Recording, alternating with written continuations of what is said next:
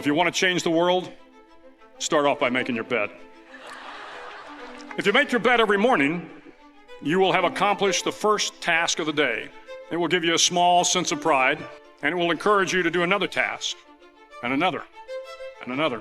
And by the end of the day, that one task completed will have turned into many tasks completed. Making your bed will also reinforce the fact that the little things in life matter. If you can't do the little things right, you'll never be able to do the big things right. And if by chance you have a miserable day, you will come home to a bed that is made, that you made.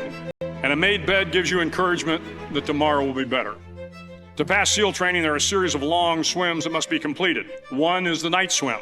Before the swim, the instructors joyfully brief the students on all the species of sharks that inhabit the waters off San Clemente. They assure you, however, that no student has ever been eaten by a shark, at least not that they can remember. But you are also taught that if a shark begins to circle your position, stand your ground. Do not swim away. Do not act afraid. And if the shark, hungry for a midnight snack, darts towards you, then summons up all your strength and punch him in the snout, and he will turn and swim away. There are a lot of sharks in the world. If you hope to complete the swim, you will have to deal with them.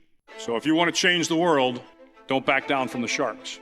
Over a few weeks of difficult training, my SEAL class, which started with 150 men, was down to just 42. There were now 6 boat crews of 7 men each. I was in the boat with the tall guys, but the best boat crew we had was made up of the little guys, the Munchkin crew, we called them. No one was over 5'5".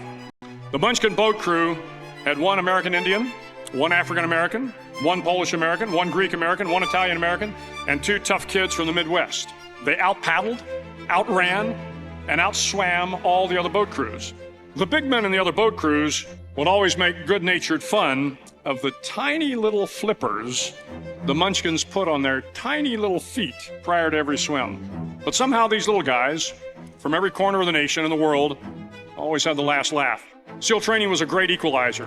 Nothing mattered but your will to succeed, not your color, not your ethnic background, not your education, not your social status. If you want to change the world, measure a person by the size of their heart, not by the size of their flippers. It is on Wednesday of Hell Week that you paddle down in the mud flats and spend the next 15 hours trying to survive this freezing cold, the howling wind, and the incessant pressure to quit from the instructors. As the sun began to set that Wednesday evening, my training class, having committed some egregious infraction of the rules, was ordered into the mud. The mud consumed each man till there was nothing visible but our heads. The instructors told us we could leave the mud if only 5 men would quit. Only 5 men, just 5 men, and we could get out of the oppressive cold. Looking around the mud flat, it was apparent that some students were about to give up. It was still over 8 hours till the sun came up. 8 more hours of bone-chilling cold. One voice began to echo through the night. One voice raised in song. The song was terribly out of tune, but sung with great enthusiasm. One voice became 2, and 2 became 3, and before long, everyone in the class was singing. The instructors threatened us with more time in the mud if we kept up the singing, but the singing persisted, and somehow the mud seemed a little warmer, and the wind a little tamer, and the dawn not so far away.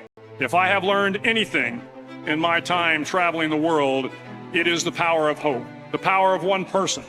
One person can change the world by giving people hope. So if you want to change the world, start each day with a task completed. Find someone to help you through life. Respect everyone.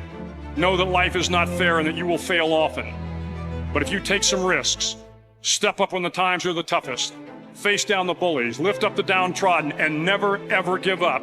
If you do these things, the next generation and the generations that follow will live in a world far better than the one we have today. And what started here will indeed have changed the world for the better.